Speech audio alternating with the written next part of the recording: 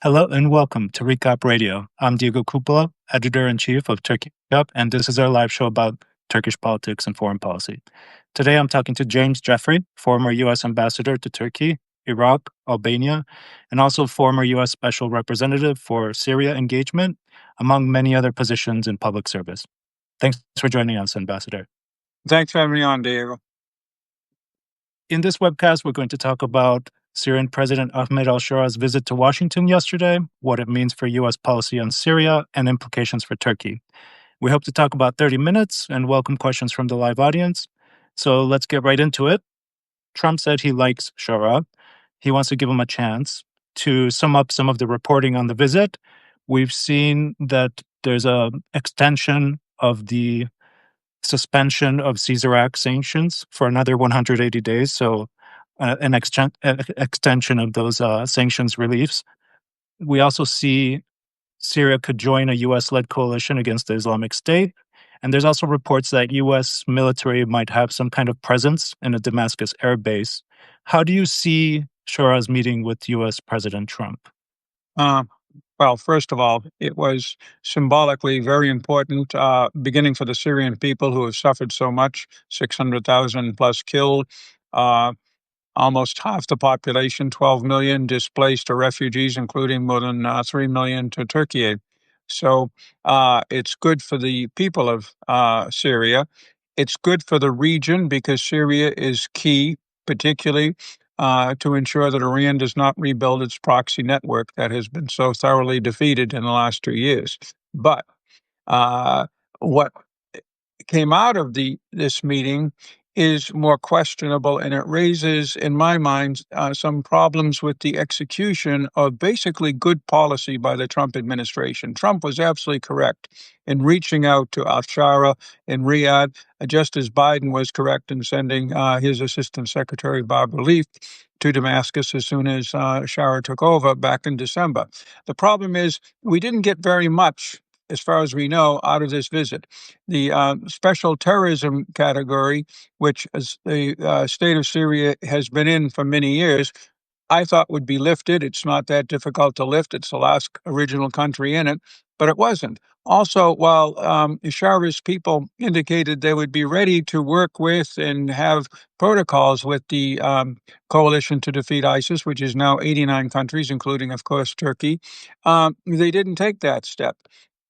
And while the Caesar Act was extended, we still have the problem of Congress not making clear whether they're willing to give a clean elimination of that Caesar Act. I was one of the people who put it together in 2019. We did it deliberately to crush the Syrian economy of Assad. We didn't do it to undercut the chances of a new government of liberation that overthrew Assad from having difficulties getting back on its feet. But that's what it is doing now. So those are important things. Furthermore, we heard nothing about two important negotiations with Israel about the southern border and a possible renewal of the 1974 Israel-Syria agreement, a ceasefire agreement, and the March agreement between the SDF commander, General Mazloum, and the Syrian government, including, of course, Mr. al-Sharaa, to have the integration of the SDF and the autonomous administration by the end of this year. And that's very disturbing. Mm-hmm. And you've said in other interviews, you've said that you worked indirectly with Sharaa when he was the leader of HTS. And now that he's Syrian president, how do you assess his presidency over the last 11 months? What did you expect? And is he accomplishing more or less what you expected? He's still in power almost a year later. In that part of the world, after such turmoil as we have seen in Syria, that in and of itself is a major step forward. Secondly, he's made a lot of wise moves internationally. He has been careful with the Russians. He's obviously worked closely with Turkey. He's negotiating with Israel. He has good relations with all of the Arab states, and he has good relations with the Trump administration. That's smart. There were two breakdowns of security and peace. One, as we know, with the Alawites in the spring in the west, and then over the summer in Soweto with the Druze in the south. But frankly, from much experience in war zones in the Middle East, eastern Turkey during the PKK high point, Kuwait after liberation, Iraq, of course, for many years, and Syria, that's not unexpected. What was unexpected was that these were just one off. That is, in both cases, he took steps to ensure there was no repeat. And that's what you need. That's exactly what we didn't get with Assad back in 2011. When there were outbreaks of violence, outbreaks of protest, he simply doubled down and escalated and kept escalating with barrel bombs and chemical weapons and the Russian Air Force. So this is a huge step forward, but we're still not in the place we need to be. Not until we get the integration of the various ethnic and linguistic and religious minorities, not until we have a resolution of the Israel situation. But I don't see any crisis looming. Mm-hmm. Do you have any idea if this reporting on the U.S. military presence is something to pay attention to? Is it possible? Because it does seem like that would be an intermediary between Israel and Turkey and all the issues that As we're worrying about in Syria. as someone who is unfairly criticized for having tried to deceive President Trump back when I was a Syria envoy to keep troops on, I never did. He simply persuaded him to keep troops on. It was his decision. I have to smile at the aggressiveness with which the Trump administration is inserting U.S. troops into crisis areas. We just saw this in Gaza. In fact, we just heard that it's going to be bigger than we thought, more than the 200. I wouldn't be surprised. The point is, it works. These aren't wars like Iraq and Afghanistan. The analogy is the few thousand troops we had in Berlin for almost 50 years kept the peace in Europe. The battalion minus we have in the Sinai, the MFO, since the 1970s, has maintained that critical relationship between Egypt and Israel and given everybody the confidence. So there's a good way to use American troops, and there's a bad way. From Vietnam on, I've been involved in the bad way, but I've also been involved in the good way. Mm-hmm. Yeah, and just to stick on that, if there's a U.S. presence in Damascus, what do you believe that means for U.S. troops in the east that are working with SDF, Kurdish-led SDF? Do you see any kind of potential movements in U.S. deployment in Syria? There's been a withdrawal of about half of them. The numbers are always, that's another thing I'm unfairly criticized for, but the reality is we have a hard time pinning down the numbers. We thought it was 900 back in December. It turns out it was 2,000. Now it's down, we think, to 1,000, but who knows? But I suspect that as long as the Al-Hol camp is holding so many thousands of Daesh terrorists, and we remain concerned with the Islamic State operations along the Euphrates, we will keep some kind of small uh, liaison and advisory force there. It doesn't have much combat power, but that's not really its mission. But that also depends on the negotiations between the SDF and Damascus. The troops are, frankly, um, a uh, source of support or source of pressure depend on both sides, depending upon how these negotiations go. Ultimately, the Syrians would like a different relationship with the U.S. military. We're also, by the way, in Al-Tanf at the very south of Syria, and that has reasons beyond Daesh. And also, obviously, the Kurds would like to see us there as well. But um, the United States is very much committed to integrating the SDF and the Northeast administratively into a Syria. But that Syria has to respect individual linguistic and religious rights, be it speaking Kurdish or be it practicing the Christian, Druze, Shia, Alawite, or other faiths. And it is supportive, I think, of local administration and local security. People cite the Kurdish region of Iraq as an example. That's not a good example. That has far too much autonomy, and that was based upon agreement by the two key players, Turkey and the United States, to have that kind, and an acceptance by Baghdad and the rest of Iraq of that special status, given the uh, tremendous operations of the Saddam regime against the Kurds that Turkey is very aware of, because Turkey provided refuge twice in the 1980s and the 1990s to hundreds of thousands, if not millions, of Kurds. So that was different. But in the rest of Iraq, the Constitution allows local policing, electing of governors, local administration. That's a good model. It also recognizes both Kurdish and Arabic as the two languages of the official languages. So I keep saying, use the Iraqi model. It's worked. I mean, it's not the world's greatest democracy, but they're voting today.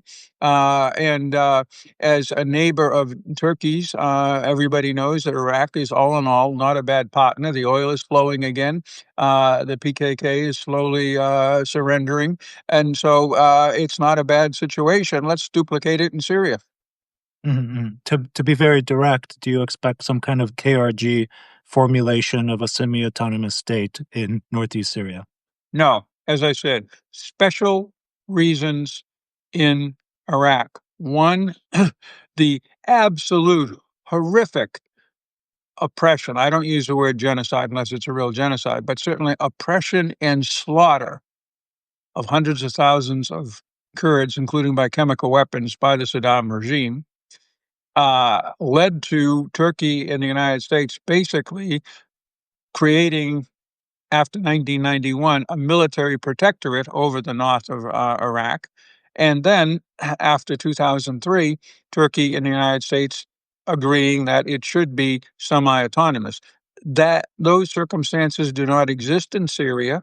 I've made it clear to my contacts in the SDF and in the autonomous administration that that is not the future. The future is local administration, local policing, local election of officials inside a larger Syria. Mhm. So, if there's a U.S. presence, they're going to be near Russian bases in Syria. And I'm wondering how you see U.S. policy on Syria right now. What's the U.S. looking to achieve there? I'm guessing removal of Russian presence is part of it. I'm not so sure. I would pose the same question to my Turkish friends. Is removing the Russian bases part of Turkey's policy towards Syria? Here is the overall policy, and here's where Russia fits in.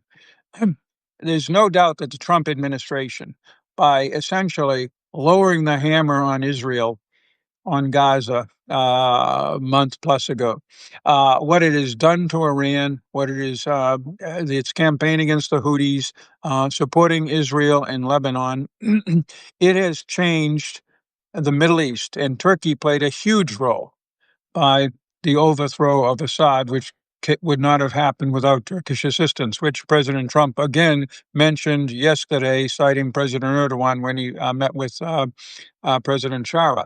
And because of that, we have the possibility of a new Middle East, because the two major forces of instability, Daesh and the Iranian regional proxy network, were basically headquartered in Syria.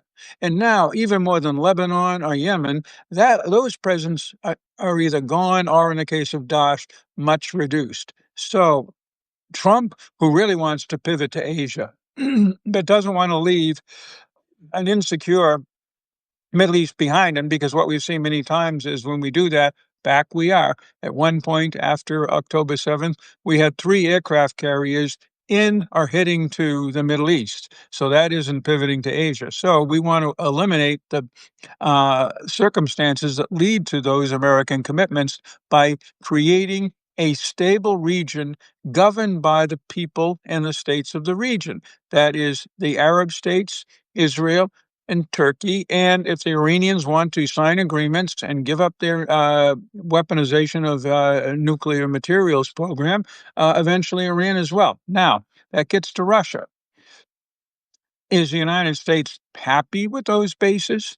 No. Are the Syrian people? No. They know that they were bombed out of them. But we were able to block Russia from intervening militarily in the Yom Kippur War in 1973 when Syria had those Russian bases. We were able to defeat Russia in Afghanistan in the 1980s when Russia had those bases, and we were able to bomb the hell out of the Iranian nuclear program when Iran's strategic ally, Russia, had those bases in Syria. My point is, those bases have not provided any military or geopolitical advantage to Russia, with one exception. When linked to Assad, and in particular Iran, those bases wreaked havoc on the Syrian people for 14 years and created a whole series of dangers from Captagon to the PKK to Daesh for the countries all around Syria, including Turkey. So, what we need is uh, some kind of arrangement, first of all, that Russia has no role with Iran in Syria because Iran should have no role in Syria. That's the most important thing, and I think that's how we will judge the basis. Secondly, the Trump administration is transactional. Putin really, trust me, I've been in meetings with him. He really wants those bases. His people really want those bases. Okay, what are they willing to do to keep those bases? That's how Trump will look at this, because he will have the same explanation by people as smart and smarter than me about the limited strategic and military effect of those bases, but they're a diplomatic pawn. They're a diplomatic trump card. And that's how this American administration will see it, I believe. And Mhm. also, neither Turkey nor Israel wants the Russians to go, from everything I have heard from officials in both countries. Yeah. So we've been talking about Syria. Let's shift to Turkey and implications for Turkey. You've said in previous speeches that no country in Eurasia is more important than Turkey because it has a key influence. It's a key player in various geopolitical arenas, including Middle East, Black Sea, Caucasus, Central Asia, and Syria is definitely one of those places.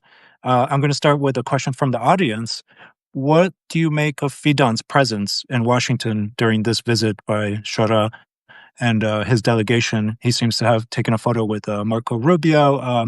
Do you see Fidan as kind of helping out in this arrangement between U.S. and Syria? How do you see it? Um, Generally speaking, American moves on Syria are coordinated with the Turkish government. It's no accident that our Syria envoy, Tom Barrack, is also the ambassador to Ankara.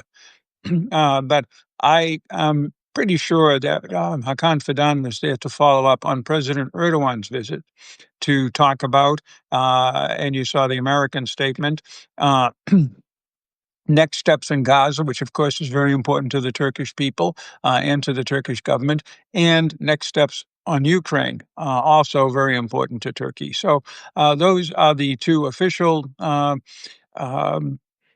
conversation points. Probably there was some discussion of arms sales and how we're going to move forward on the whole set of F-16, F-35, S-400 questions as well. Mhm. And where does Turkey fit into U.S. regional policy on Syria? What do you see Turkey serving as Sure. Well, for as U.S. I've interest? said before, and you repeated, although I slightly misspoke, Turkey is the most important U.S. partner in Eurasia. It's not as important, powerful as Turkey is, as China. Uh, but the United States, again, beginning in the Biden administration and even before, but very strongly with Trump, believes in regional powerhouses taking the lead and managing their own internal relations, their own regional diplomacy, and security to the extent possible.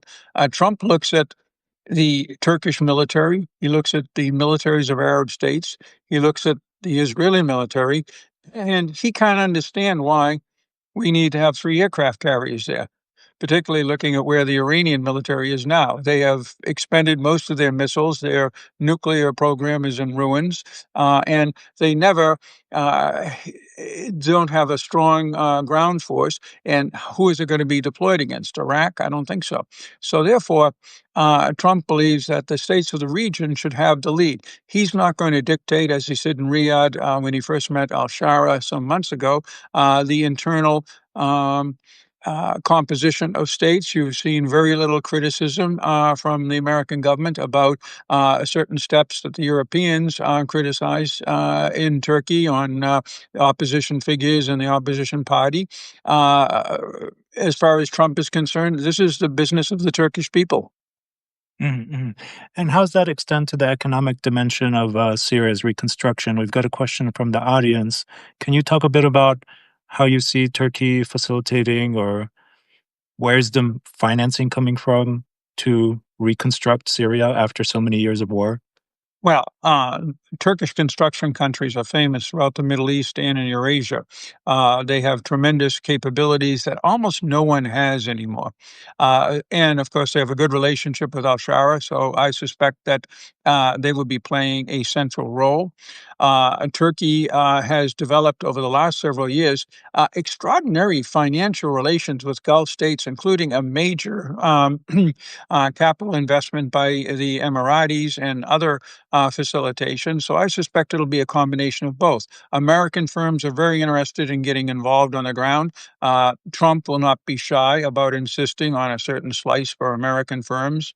But uh, uh, beyond that, I think that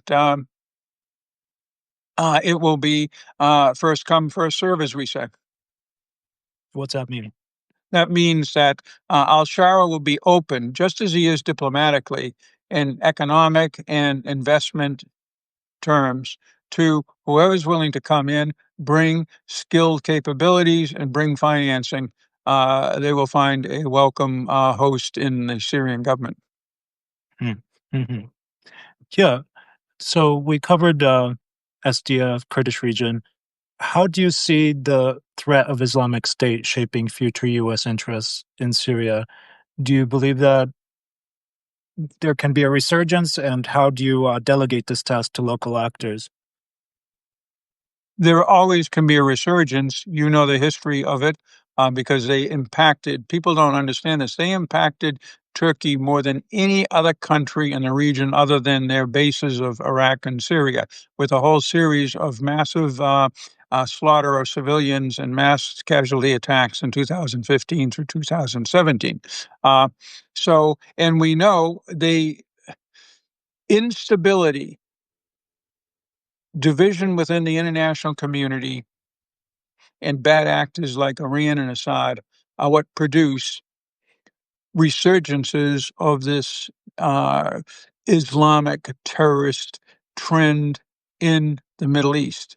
It is not necessary, it is not inevitable, but bubbles up. It bubbled up with Al Qaeda, it bubbled up with the Taliban, it has bubbled up with the Islamic State, which is basically a rebirth of Al Qaeda in 2012 and 13 in Syria. So, first and foremost, avoid a new destabilizing situation like Syria anywhere in the Middle East. The other place in the Middle East where they were very active was the Sinai, which has its own instabilities with the local population.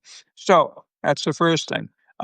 Secondly, militarily, it is not a major force, but it is able to uh, carry out sophisticated attacks, at least in the region. There were two attempted attacks, for example, on President al-Sharaa. Imagine what would have happened if they had succeeded. So therefore, as long as you have that threat, and as long as you have that history, the United States will be very, very reluctant to close the book on the Daesh story. Mm-hmm. And just for us observers of everything that's happening in the Middle East, how does U.S. policy get created? Because we have Thomas Barak, the special envoy to Syria and Turkish ambassador right now. He tweeted recently, "Syria's back on our side." He's been boasting a relationship between Turkey and U.S. who makes this policy? How do you see policy formation, and how much does Israel contribute to this? Is the Trump administration in discussion with local partners? How would you describe it? Mm, First, it is centralized. It's a small number of people. You mentioned Tom Barrack, Witkoff, Marco Rubio, uh, the president himself. He's now been doing this job for 5 years. He thinks he's good at it. Um, the chairman of the Joint Chiefs of Staff, General Raising Kane, seems to have a prominent role. CIA Director Radcliffe has a prominent role. There are other senior people who don't seem to be playing prominent roles in uh, advising the president, but I'll leave that out because I'm not sure. But I know that those people all do have important roles. Um, eh, there are the classic structured bureaucratic support for these people is not there. That's partially because they don't trust the bureaucracy. It's partially because of all the turmoil with Elon Musk and others.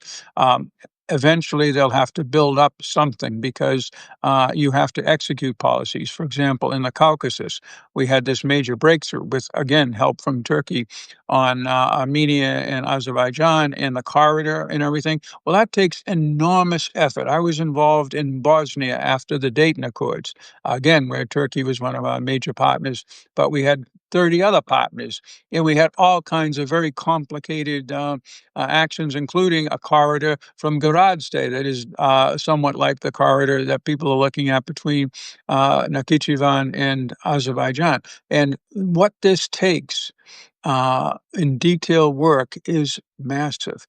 And they don't have that yet. But on the other hand, what Trump is good at, and we saw this from the first administration, his personal relationships with leaders, with the exception of Angela Merkel and maybe the EU leadership, is very, very good. In the Middle East, be it Erdogan, be it Netanyahu, be it the Saudis, be it the Emiratis, be it the Qataris, be it the Egyptians, he listens and he then decides.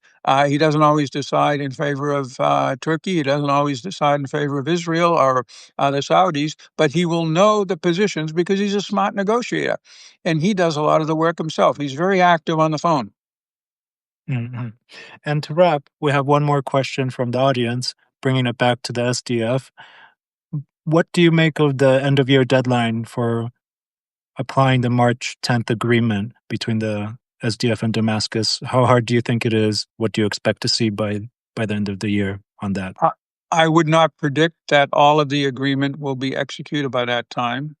I think it is very important to preserve the current stability between the Northeast, Damascus, and frankly, Turkey, that progress be made. I have stressed in what I've written and also in my contacts that the Kurds need to take a few initial steps to recognize, at least symbolically, the sovereignty of Damascus, and they haven't. That would include agreeing that as long as they're managing the oil, it will not be exported. Remember, that was the big mistake that the Kurdistan regional government made that got Turkey in trouble in a court in Paris and led to 2 years of oil being cut off. So that would be one thing. Putting Syrian government officials on all of the crossing points between the Northeast and Turkey and the Northeast and Iraq. That was done with the Kurdistan regional government a few years ago. Erbil didn't like it, but it was done. There's several other steps that they could take to show that they're not trying to maintain some kind of quasi-autonomous uh, position. Then, with help from us, with help from Turkey and Iraq, both of which have interests, we can figure out what kind of local government, not just for the Northeast, but for everywhere, including Soweto with the Druze, the West with the Alawites, but also in areas of Sunni Arab population, what kind of local government works. And that can be, as I said, in Iraq, local security, including police. It can be electing governors. It can be local administrations, local budgets. It is actually working in Iraq quite well. Yeah, and do you expect the U.S. presence to facilitate that agreement? I'm guessing troops on the ground is a stabilizing factor. Troops on the ground, A, serve military purpose of keeping Daesh suppressed. B, they obviously are a stabilizing presence. Everybody trusts them, or at least they trust them more than they trust the other side. And they're something that the United States can use as a bargaining chip in negotiations, be it with Damascus, be it with the Kurds, be it with whoever. Wonderful. Well, thank you so much for your time. Thank you very much. Very much appreciate this. Just going to wrap for people that joined late. James Jeffrey, I've been speaking to. He's the former U.S. ambassador to Turkey, Iraq, and Albania. He was also U.S. special envoy for the Global Coalition to Counter the Islamic State, among many other titles.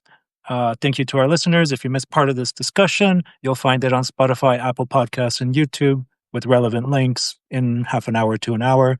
This podcast is a production of Turkey Recap, a newsletter on Turkish politics, business, and foreign affairs. Visit turkeyrecap.com for more coverage from right here in Ankara. Stay safe, stay well, and have a good rest of your day. Thank you, Diego.